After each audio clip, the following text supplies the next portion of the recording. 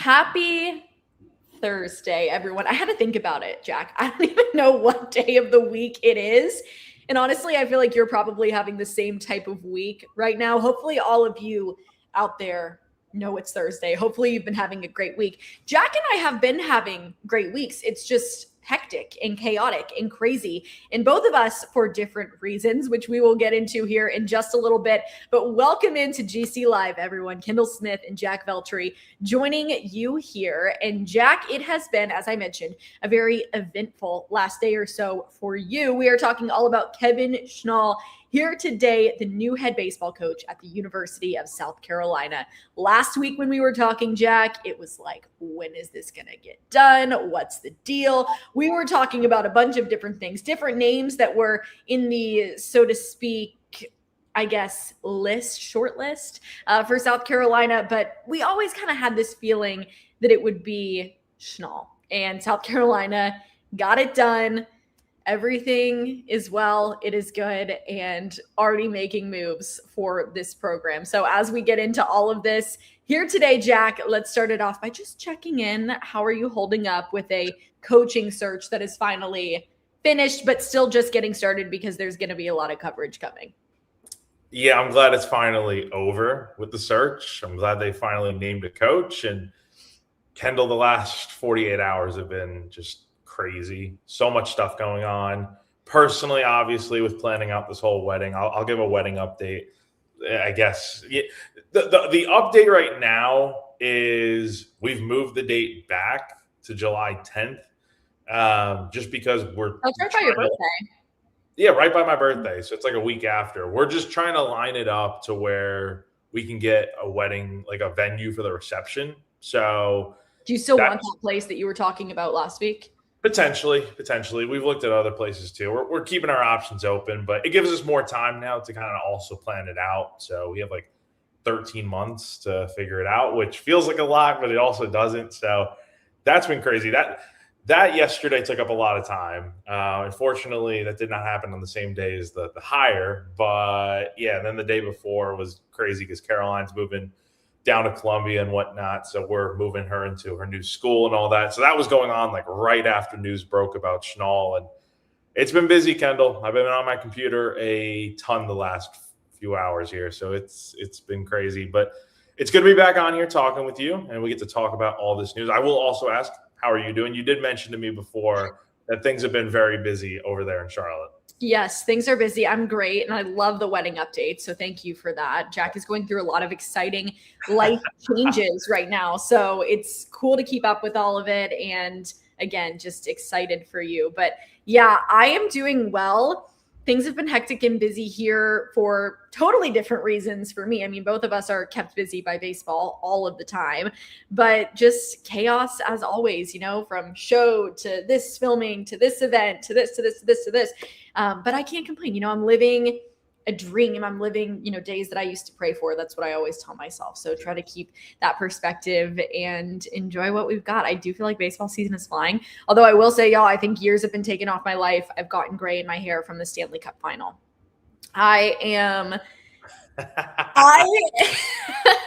First of all, I'm Bussey's biggest fan. He was supposed to be, and thank you for this, Adam.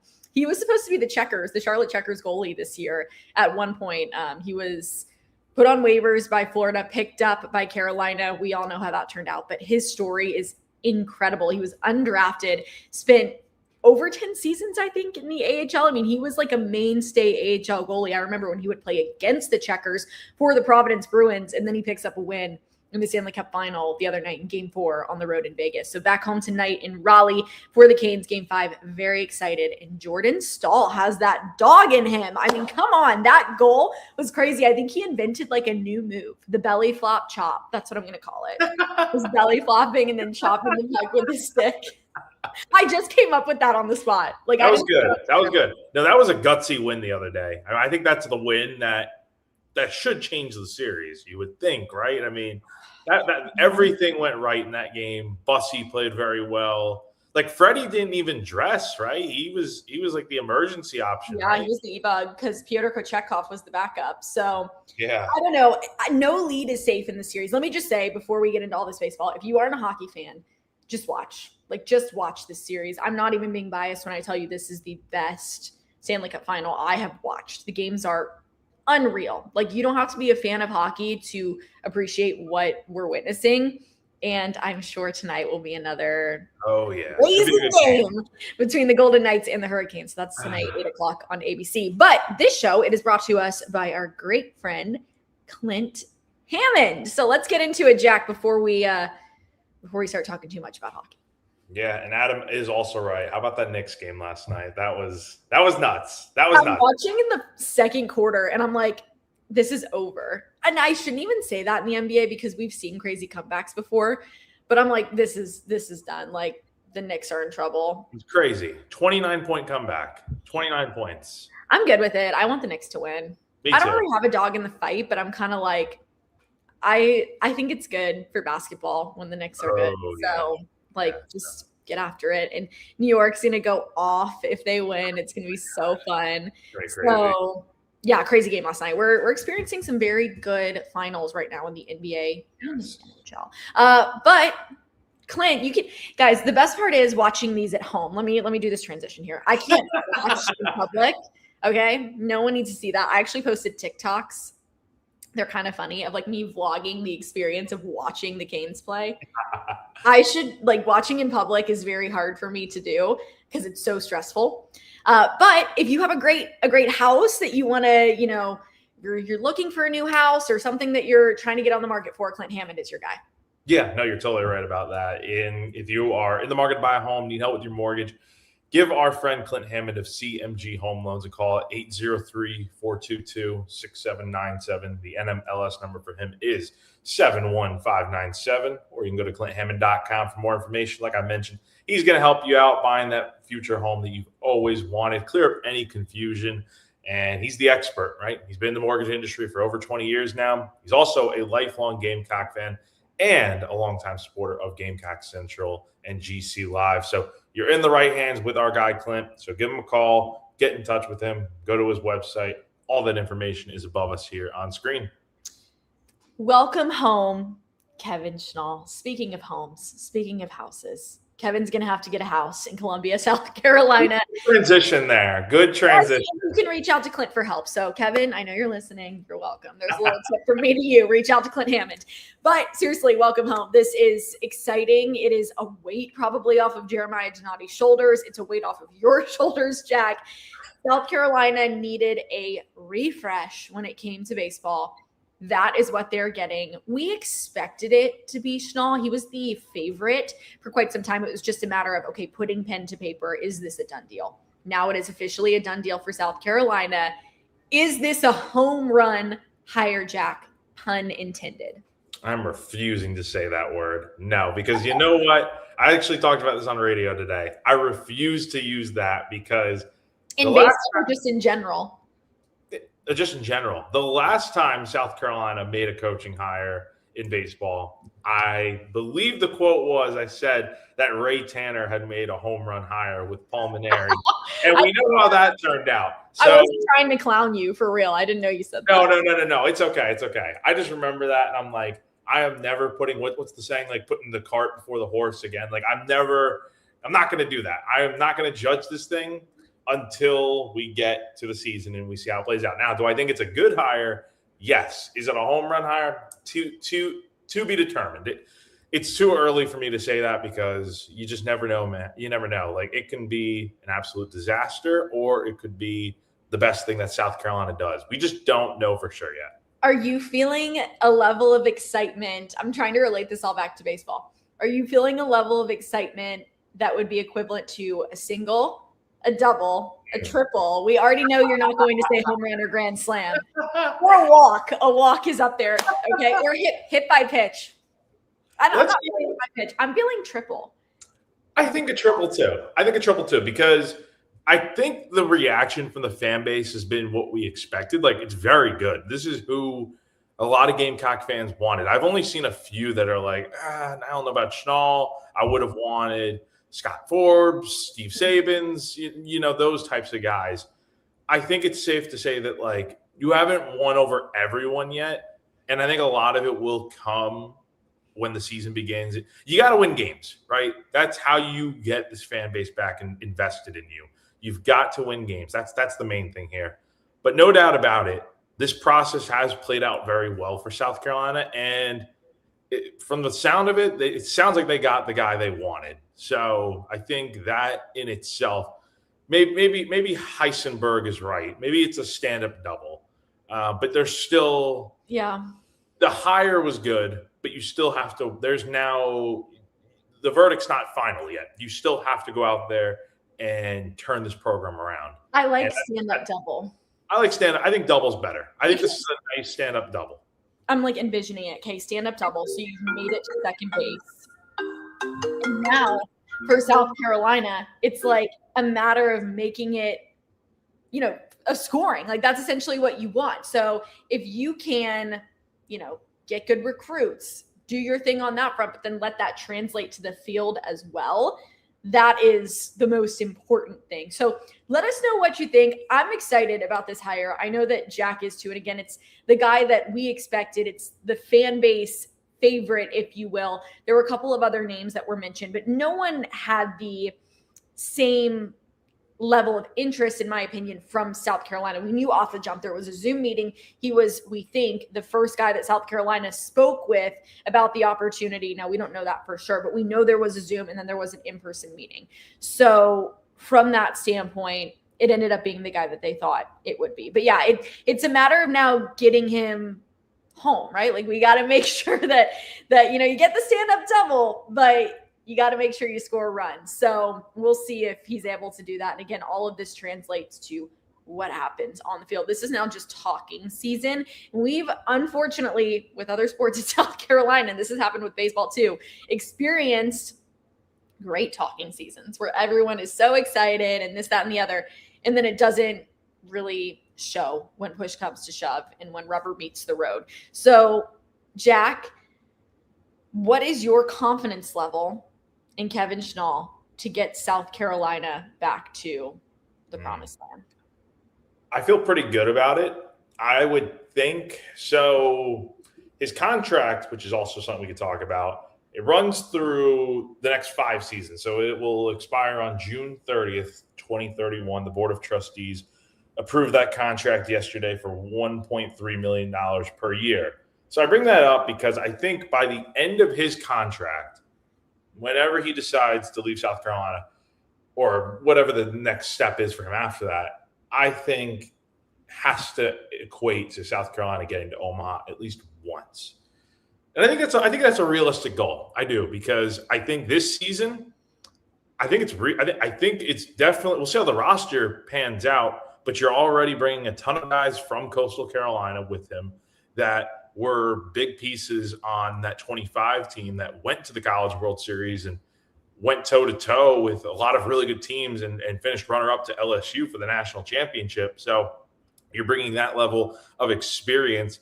And then you're going to, I would imagine, we'll see how the rest of the roster turns out. You're going to bring guys back that you think are guys that you can make better that were at South Carolina this year. And then you're filling out the rest of the roster with transfer portal guys from other schools. So I don't know what to expect next year necessarily. I think a lot of things could happen. I do think it is potentially possible that South Carolina gets to the postseason next year for sure.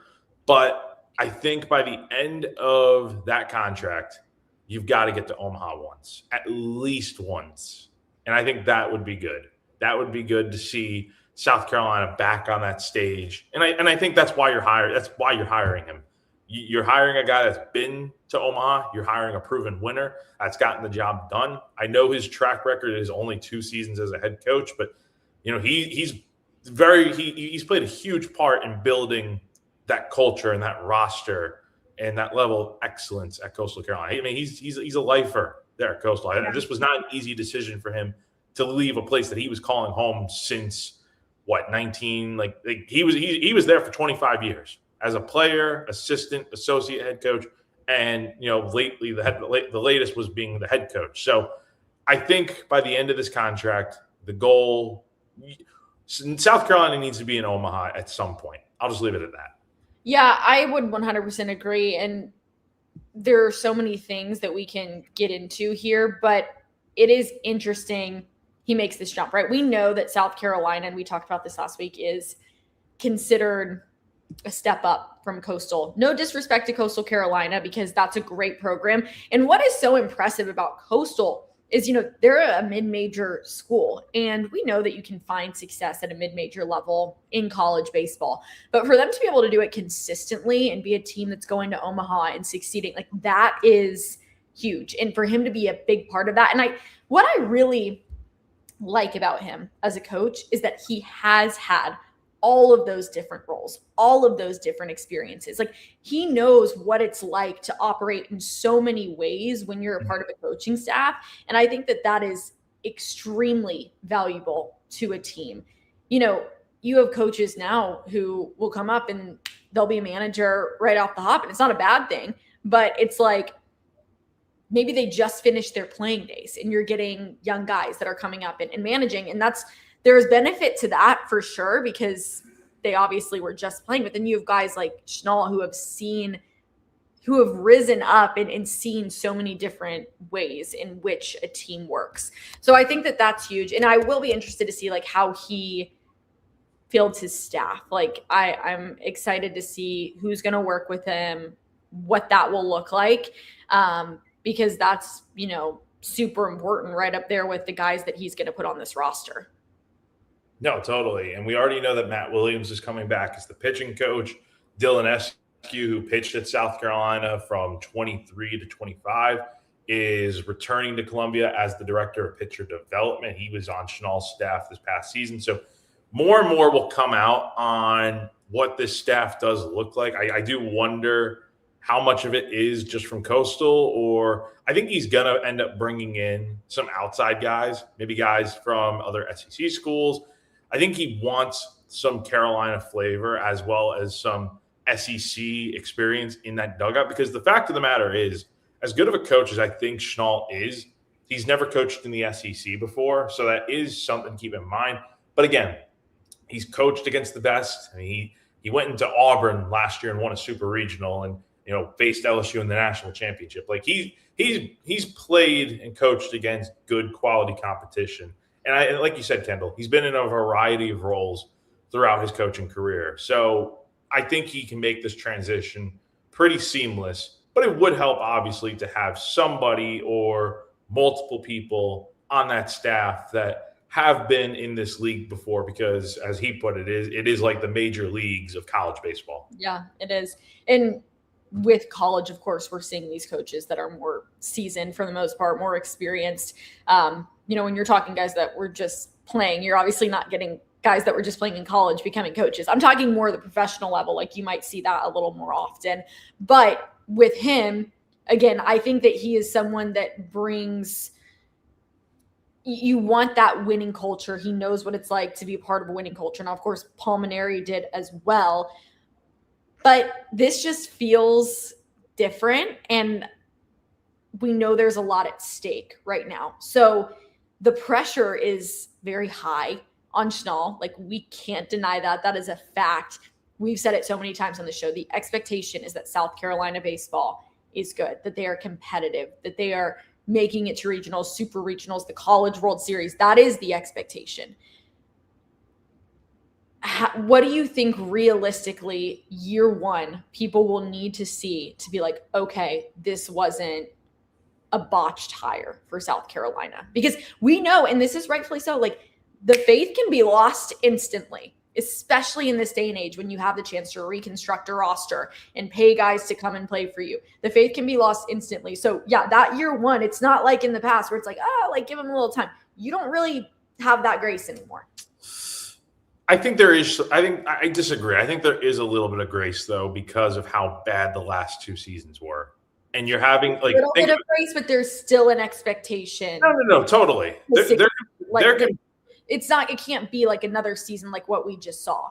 Absolutely. Like there has to be something about it where it's like there are positives to draw, and not every guy's going to leave for the portal. We made it to a regional, we've won X amount of games. Like, there has to be something tangible that people can see and say, yeah, we are, and not just like a little bit of progress, not just a handful more wins for next year. I personally, like, I'm not saying he's got to make it to Omaha next year, else people are going to lose faith, or even a super regional. But there needs to be something that people see and witness where they're like, yes, there is notable success.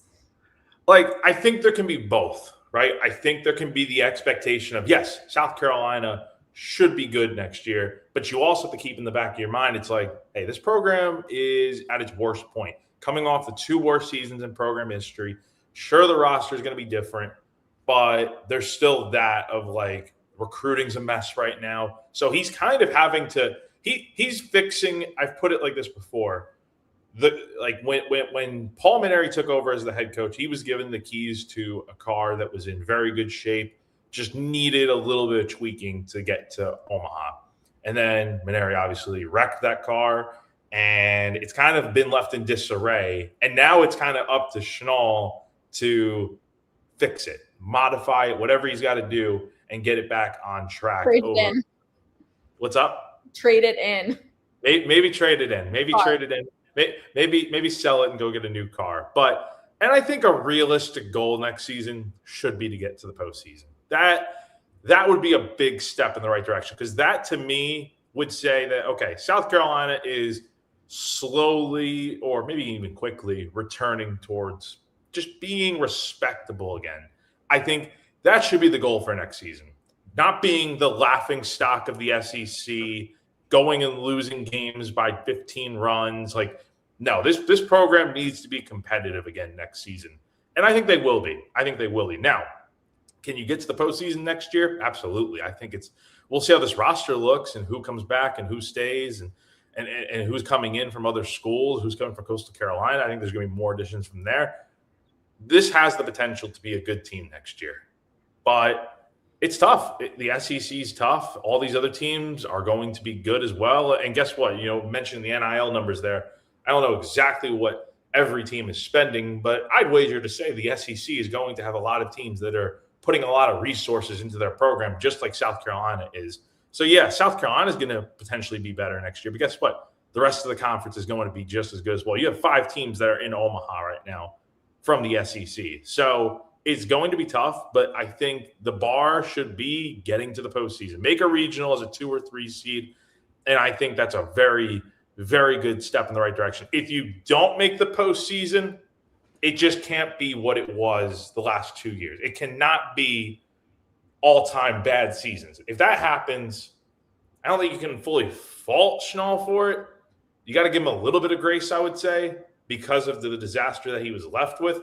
But at the same time, it's like that would not give many people much confidence moving forward. Yeah. So I think, getting to the postseason or just being respectable again and competitive, I think matters. Just seeing the fans back in the stands, I think, is a huge thing. And they'll want to come back, as you mentioned, if the team is competitive.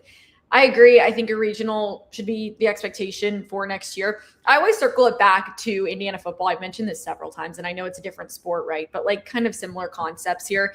If Kurt Cignetti, and he changed the game, like I think across college sports in general. He comes in, he was given resources. He had a history of success at James Madison. He's a great coach. You come in, you get it done at Indiana, which was the losingest program in Division I college football. Modern era. So he did that in a very short period of time. And that's why I think now more than ever, as I mentioned, especially with the resources, the money, the NIL, that's where it comes into like, okay, you've got to be able to sell South Carolina. Not only do you have to be able to coach well and recruit, but you have to be a good salesperson. And we have the same conversation about men's basketball. How are you selling this program, especially when you have these other teams, as you said, in the SEC that can offer the same amount of money, if not more, can say we've been winning, can say, like how much of it is the selling part versus like being a really good recruiter and like finding some of these guys. This is what Cignetti did at Indiana too. Finding some of these guys that might be a little more under the radar type, but you think, okay, this can be a talented guy. Maybe he's not getting the attention from LSU or Georgia or Auburn or name it, but this can be a successful SEC player. And basketball has tried to do that. Men's basketball has tried to do that a little bit. It hasn't really worked out for him, but it's about like that fine line, Jack. It's so interesting when you have to be able to sell the program, but if you're going up against these other SEC schools, chances of you getting picked as a team that just, had a really bad 2 seasons in a row are not going to be as good as other teams in the SEC. And I think there's still a lot. Oh, I agree. And I think there's still a lot of, I think that's why Schnall came here. Like, there's still a lot of respect for South Carolina and what they've done before. And look, they're only 2 years removed from being in a regional. It was May of 2024 where the Gamecocks were on the verge of being a national seed in the NCAA tournament. Then they got swept the final 2 weekends of the regular season. So they're not that far removed from when that happened. It's just going to take a lot of work to get back to that point, though. But can it be done? Absolutely. And, I think 27, you got to keep your expectations a little bit in check. Like, I don't think anyone's going to be saying Omaha or bust. Like, I don't think that's realistic. Postseason, yeah, definitely should be that should be, I don't know if the ceiling's the right word, but that should be like the level of expectation for next season. And then after that, once you get there, it's like, okay, after that, then you raise the expectations of, all right, now you can actually, because honestly, you're not going to really be able to do much with recruiting in terms of high school guys. You're kind of just calling guys, figuring out, all right, are you still locked in to be at South Carolina next year? You're kind of taking the leftovers from the Maneri era. And then when you start getting into next summer and the offseason, you'll really start being able to build the future recruiting classes and build this thing how you really want it. So at first, it's going to be a little bit of a transition. But, yeah, definitely by year 2, assuming all goes well next season, yeah, you would like to be that type of team that is right back in the mix of being in Omaha and returning to prominence. Not saying it can't happen next season, but I just don't know if that's necessarily realistic considering – it would be insane if that were the case if they get to Omaha next year. But I don't know if that's realistic considering where the program has been. Jack's going to Omaha. Just kidding. I'd love to, but I don't know if that's – maybe by the end of the decade. Maybe. That would be really exciting. That would be such a cool thing to get to experience. Yeah. Like, it would be – that's something that I personally would love to do. So South Carolina, please get there so then I can have a reason to go and be a part of that. But no, I think you're spot on, Jack. And, maybe it's selling like help return South Carolina to its glory days. Like, do you want to be a part of that rebuild of a program that has had the success? That's where it differs from basketball a lot. Of course, you have the Final Four in men's basketball. That's really all you have to say that has been like super notable of the program in recent history. Whereas in baseball, at least you could say there has been a time semi-recently where South Carolina was it. Like, South Carolina was the top of the top. Like, that's where everybody wanted to go. That's where you want to be. So yeah, I'm feeling good, hopefully, about Schnall, and I'm glad South Carolina was able to get it done. He'll talk tomorrow to the media. What's the first thing you want to ask him? Why is this press conference at 9:30 at night? That's my well, yeah, why? On a Friday? It doesn't help that I have a welcome dinner or something. What's up? Are they doing like a welcome dinner for him before or something? So, yeah, we'll break it down. But 9:30 is just insane. It doesn't help that I have an engagement party the next day for Carolina. On a Friday, 9:30 on a Friday is actually so mean for the media. It sucks. It should be illegal. So bad. Here's the way it's going to be broken down. So tomorrow night at Founders Park, it's a welcome event where all fans are invited to be at Ray Tanner Field at Founders Park to welcome Kevin Schnall to South Carolina. So he's going to address the crowd, and then there will be a fireworks show, and there's going to be free hot dogs, popcorn, pretzels, soda, water. No beer, unfortunately, available. That's free, but it will be available to purchase. And then there's going to be a limited edition T-shirt as well as a commemorative poster for the fans while supplies last. So that gets going. The ballpark will open at 7:30. Again, it's free to attend. So if you're in the area and you want to go see what's going on, it's free. And then everything will get started at 8:30. It'll last an hour. and then Schnall and Jeremiah Donati will speak to the media afterwards. So personally, I don't understand why it couldn't have just been meet with the media before and then go do this event afterwards. 9:30 at night it's crazy to me. And to crank a story right after that. It's going to give football vibes when you have a. I was about to say it's definitely because the press box will be open till midnight, so it's definitely going to give football vibes. But yeah, and then I got to get back to Fort Mill like the next either that night or the next morning. So oh my goodness, we got things going on here. So you're busy. It's gonna be busy. But that is exciting though. I didn't know that they were doing a fireworks show. So I don't, not to cut you off, but I don't know if you saw this last year. Mississippi State, when they hired Brian O'Connor from Virginia, they pretty much did this exact same thing. I think this is where South Carolina got the inspiration to do this type of event. They had it at their ballpark. They had a fireworks show. All these fans were in attendance. Like, it was this big time celebration at the stadium. And I think that's what South Carolina is doing here. It's like, oh, wait, we can do something like this. Let's just go ahead and do it. And I think it is a little bit of a copy and paste situation here, but I think it's going to be a lot of fun. I'm interested to see how many fans do show up. I think it's not going to be like the entire ballpark is open to sit at, but I think let me read here. It's sections 9 through 15. I can't remember what side of the stadium that's on, but it should basically be like that entire home plate area. Like, I think we're going to see a couple thousand fans there probably. I love it. I think it's great, get the fans excited. I know that Shane started like during COVID. I remember his introductory press conference was on Zoom.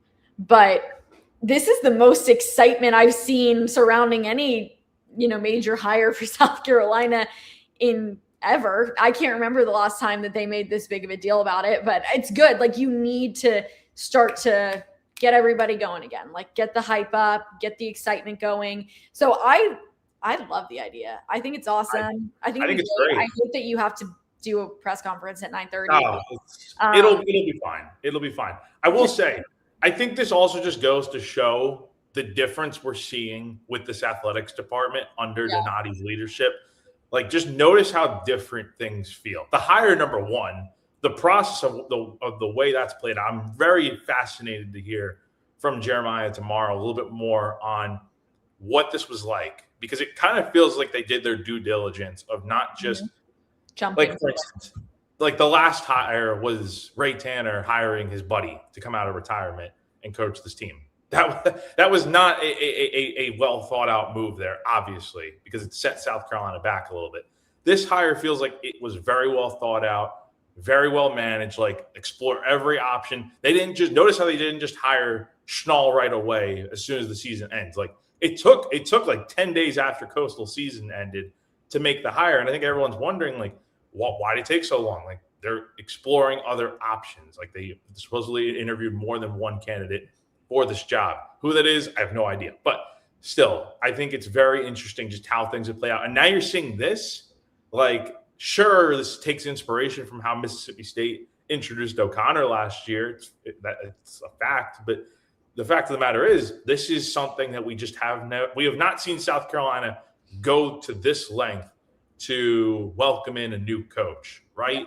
Like, Maneri's press conference was a big event, but it took place in the Cockaboose Club at the stadium at Willie B, right? And, Lamont Paris was introduced at Colonial Life. Like, there is big event feel, but this feels completely different because you're doing a fireworks show. You're getting the fans there. It's free food. Like, it's this whole going out sort of thing. And I think that level of doing something like that I think is going to resonate with this fan base. Yeah, it shows a level of commitment for sure. And it is involving the fan base, which is the biggest thing. Like, some of these other events when coaches are introduced seem a little bit out of reach, right? It's like, oh, it's only a certain amount of people that are involved, and donors and media and like whatever. But the people that are actually driving your program and supporting your program, those are the fans.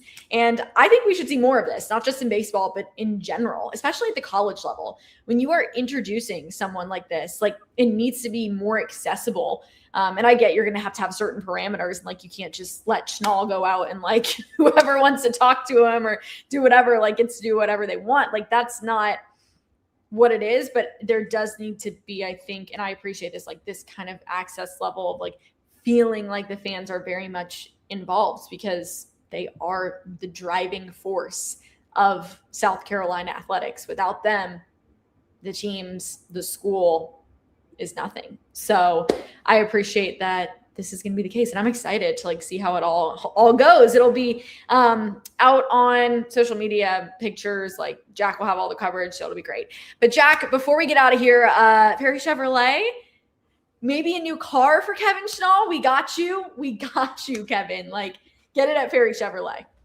No, you're totally right. And I'm sure there's going to be a new car somewhere in Columbia. I don't know if that's part of the contract. I don't have the contract in front of me right now, but I would be interested to know if that's the case. So Ferry Chevrolet, if you're a Gamecock fan or even Kevin Schnall who's interested in a new or used vehicle, make sure you check out our friends over at Ferry Chevrolet in Orangeburg, South Carolina.